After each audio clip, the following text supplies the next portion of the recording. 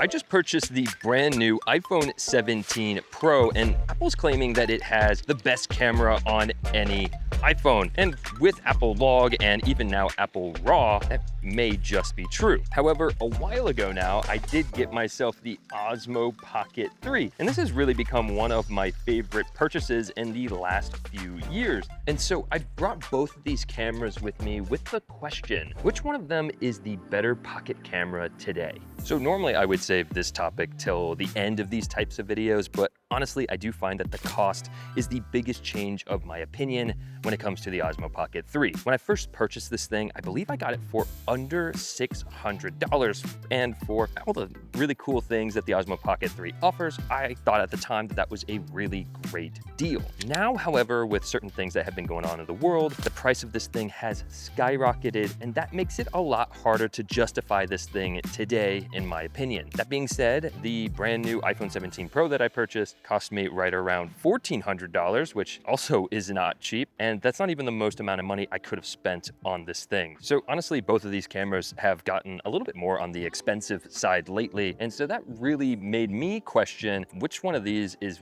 worth keeping around today. So let's go ahead and look at some side-by-side footage between these two cameras, starting at 24 frames per second in 4K. Both are recording in log. Now, the Osmo Pocket can only record in D-Log-M, which is a little bit of a downside. I've been waiting for the update to be able to record in regular D-Log, but unfortunately that has yet to happen. And the iPhone now is able to record in Apple Log 2, which is a little bit better than Apple Log in my opinion. I have personally found that the 20mm lens on the Osmo Pocket 3 is very solid and very reliable. That being said, the iPhone having multiple lenses built into the camera system does make it a lot more versatile so that you can get different types of shots when you're out filming. And honestly, I will say that between the two, just in terms of raw image quality in 4K log, I have found the iPhone footage to look better than the Osmo Pocket 3 footage, but that's not the only thing that matters. Also, by the way, if you're ever in Lucca, Italy, a small little recommendation,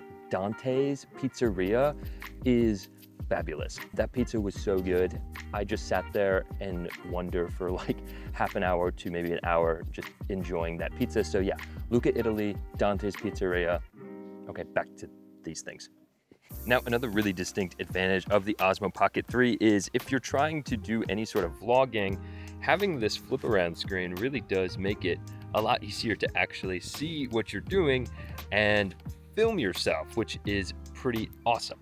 With iPhone, unfortunately, it's not anywhere near as easy. You kind of have to just, you know, if you want to use the better rear cameras, flip it around like this, and you're just kind of guessing. And I don't know, I hope that this works.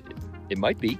I have it on the 13mm ultra wide lens, so theoretically it's capturing everything, but yeah, this is just kind of not a convenient way because I don't know if it's exposing correctly and I don't know if it's composed. Another great thing about the DJI Osmo Pocket 3 is that it does have Active Track 6.0, meaning that I can track myself in order to get more dynamic shots. So if I use my phone here, kind of highlight my head maybe, now it's tracking me. So as I move about this scene, it's going to follow along, and this is just going to make solo filmmaking, and really if you're vlogging on your own and you don't want just static shots all day long, which, you know, can get a little bit boring, this can help just spice it up, and it's something that the iPhone can't do at all. Now, as I said earlier, this little guy is a pocket gimbal, which means the footage that you're going to get out of it tends to be pretty dang stable, and honestly, it's probably my favorite feature when it comes to the Osmo Pocket 3. iPhones are also weirdly stable. They're not as stable, especially with certain accessories that we'll get into a bit later. But if you do put it into action mode and you're okay with shooting 2.8K, you can actually get some pretty dang stable footage with your iPhone.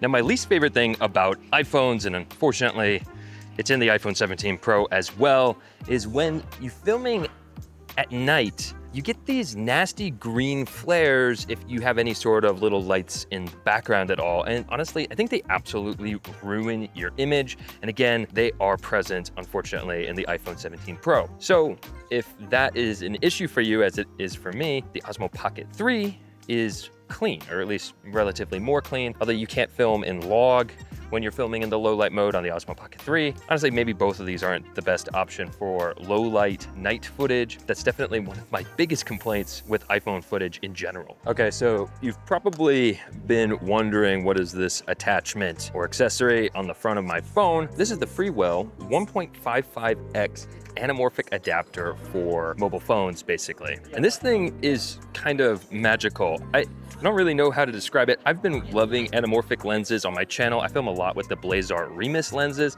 And also, if you watched my how to film cinematic footage with the Osmo Pocket 3, I have a little anamorphic adapter on here as well. So I really enjoy anamorphic footage. And this thing really just takes your iPhone footage with the Apple Log 2 to another level. I think the footage quality that you can get off this thing is truly beautiful. Although it is a little finicky, there is a little bubble level here on the top of this thing. And you really do have to make sure that it's level, otherwise your footage starts to look really wonky. And additionally, as I was saying earlier, it's a little bit hard to handhold stabilize this footage.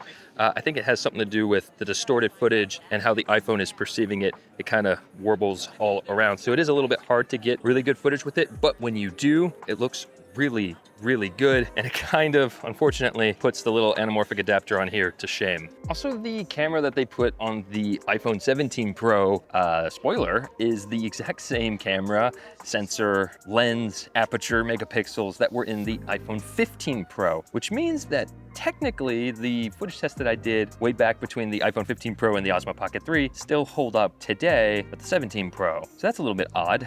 That being said, there is a new processor in the iPhone 17 Pro, so that's going to process the footage slightly differently. And then additionally, the telephoto lenses have been improved. So those would look nicer than the 15 Pro. But yeah, you would think that it would be better every single year, but I guess not. So that was a lot of information to cover. So let me try to break this down for you so that I can help you better decide which pocket camera is more valuable for your money. If you really don't like having your filming device be the device that you do your research on, take phone calls, surf the web, whatever, then obviously the Osmo Pocket 3 is going to be better regardless of if the iPhone is better or not. For me, that was a large reason why I preferred the Osmo Pocket 3 over shooting on an iPhone. I just like the separation between my phone and a camera. That being said, if you're wanting the highest quality image that you can possibly get, I really do think with Apple Log 2 and the fact that we now have that anamorphic accessory for the iPhone, honestly, it's just a lot nicer than the Osmo Pocket 3. So it's going to kind of depend on what you need. If you ask me, I think that the correct answer between which one is the better pocket camera, maybe both. It's just for different reasons. If you don't need the highest quality in the world and need something hyper convenient, I'd pick the Osmo Pocket 3. But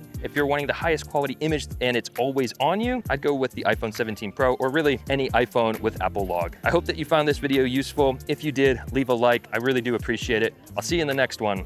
Take it easy, guys.